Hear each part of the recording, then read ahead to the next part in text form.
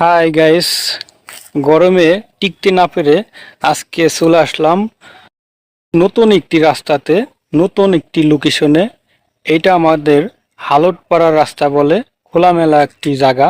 এখানে চলে আসছি আমার শখের সাইকেল নিয়ে। এই সাইকেলটি আমার শখের সাইকেল।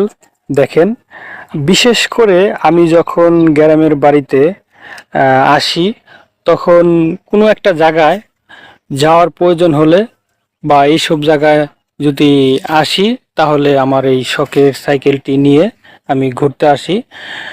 এই যে খোলামেলা যে রাস্তাটা দেখতেছেন, একদম দুপুরবেলা নিরিবিলি রাস্তা। সব জায়গাতে আমার এই শখের সাইকেলটি নিয়ে আমি ঘুরতে আসি।